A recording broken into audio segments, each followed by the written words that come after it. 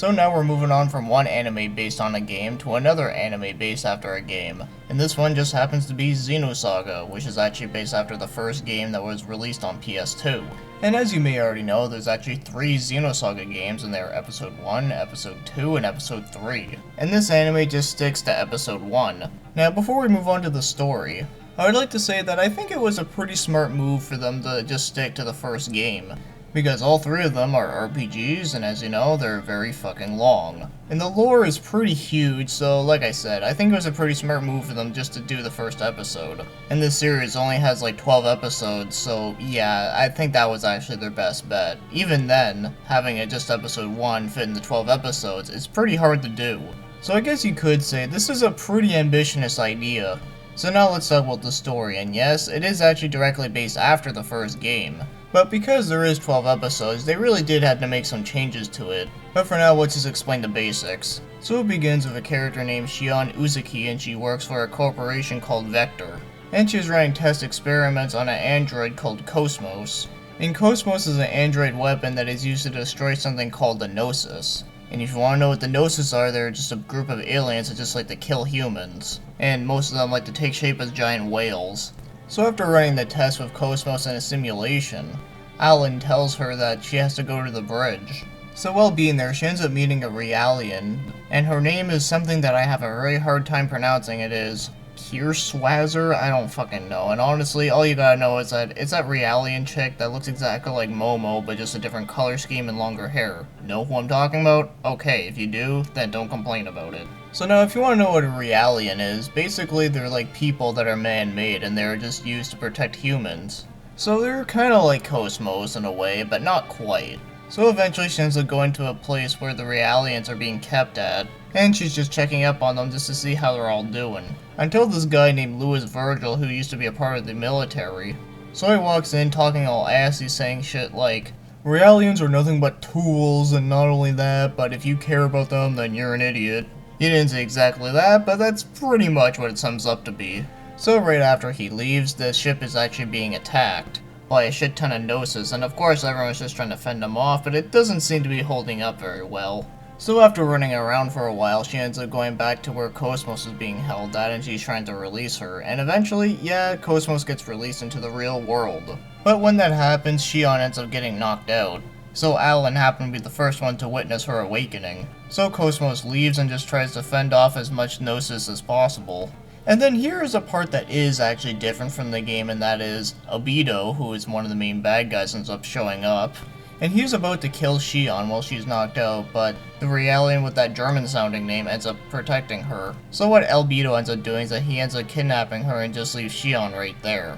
And then one of the Realians ends up saving Shion, but while they're trying to get to an escape pod, she's about to get eaten by one of the Gnosis, and the Realian that saved her has now actually been killed. And how it was killed, it was got shot by one of the Marines. So a whole bunch of shit gets fucked up, and a lot of people die, and then when Shion is about to die, Cosmos comes out of nowhere and just kicks all their asses. So Cosmos eventually leads Shion, Alan, and even Virgil to an escape pod, and then they escape the area. Now that's also different too, because in the game, Virgil ends up getting shot and he gets left behind, but in this case he actually ends up coming with them. So Cosmos goes into space and tries to fight the rest of the Gnosis, but her power is slowly draining, so she ends up just falling down, but thankfully she lands on top of a ship. And it's kind of like a cargo ship, but it's being ran by Captain Matthews. So Cosmos convinces them to let her in. She finds out that the escape pod where the rest of them are actually not that far off. So just before they get on board, there's actually another ship that's actually going on board, and that one happens to be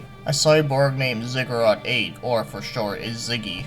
And traveling along with him is a Realian named Momo, and they happen to escape from the UTIC organization, who is being ran by some asshole. So before they actually get in, they actually end up getting into a fight, and then after that they eventually compromise, and from then on they end up trying to get to a place called Milsha, which is where Shion's family is at, and from then on the journey begins. And honestly, I think I spent a little bit too much time on the story, and even then, that's not even scratching the surface. Because I didn't even explain anything about a huge gold monolith, and yeah, it is very important, but I'm just here to give out basic stuff. I mean, if I were to explain every single thing that went on in this one, yeah, we'd be here for like ever.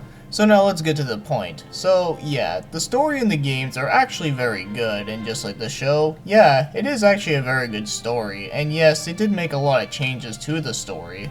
Or at least the events are very different in the way how they happen. So very much so, it's very cut down, but that's to be expected. But is the story still good enough for an adaptation?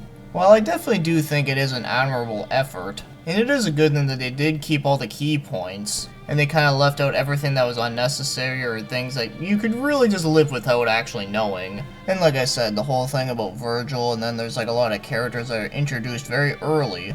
And I think it was actually handled okay. Now, there's maybe a couple things that could have been handled a little bit better, but other than that, there's nothing too much I can really complain about. I mean, you are taking an RPG into 12 episodes. So with that being said, I think it's an alright adaptation, at least when it comes to the story. So for now, let's take a look at the animation, and all I have to say is that I found it to be pretty disappointing, honestly. Now, the character designs are actually pretty alright, it's just the facial features that do look a little weird, but other than that, there's nothing much I can say about them. But as for everything else, it looks kinda okay, and of course, it does use some 3D effects, and I have to say, it does look a bit better than the ones used in F-Zero and the Final Fantasy anime. But I still wouldn't say it's good animation, it just looks a bit better. But I think the only reason I can tell a difference is because I watched this so soon after F-Zero, and same thing with Final Fantasy. So the 3D effects are still not very good, but they are at least a little bit better. So overall for the animation, it's kind of meh, and honestly it's probably the worst part about this show, so that is kind of unfortunate. Now as for the music, well, unfortunately they don't use any of the music from the games, which kinda sucks because the game actually had some pretty fantastic music. But the music that they do have in the show actually does suit it quite well and is actually not bad. It may not be as memorable as the music in the games, but it's at least okay. So at least it's quite tolerable. But as for the opening, well, the opening is alright. I mean, it does sound pretty cool with the show considering it uses like hymn stuff. And I kind of get like a whole Gundam feel to it, but I guess that makes sense because, you know, Gundam mostly takes place in space and same thing like this show. But it is kind of a cool sounding opening.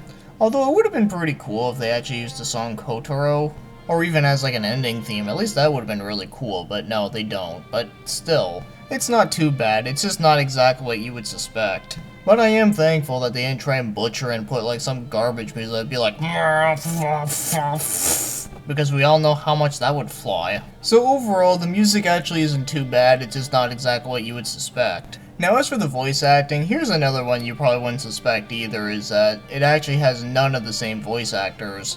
Now for a lot of people that could probably come off as disappointing, and yeah, even myself, I did feel a little bit weary about it. But if you can get over the fact that they changed it, it's actually pretty decent for the most part. So Shion is being played by Stephanie Wittels, and I have to say it's a pretty decent voice for her. Obviously not as good as the original, but still pretty good. And then Cosmos is being played by Lucy Christian, and well, she does a pretty decent job as her. Obviously not as good as the original, but still pretty good. And then Momo is being played by Brittany Kabowski, and I have to admit, this one was actually better in the show than in the game, I found. And then Albedo is being played by John Jermillion. And it's kinda okay, definitely not nearly as good as the game, mostly because he doesn't sound as crazy. And then Junior is being played by Greg Arias, and you're probably thinking I'm gonna like hate on him or something, and well, actually no, he actually does do a pretty good job here. And one final one I'll talk about is the voice of Ziggy, and he's being played by Jason Douglas. Now he's a pretty decent voice actor, but I have to say, him as Ziggy is not that great. Then again, trying to replace Richard Epcard's role is very hard to do. But without comparing it to the original, even as its own, it just doesn't sound that great.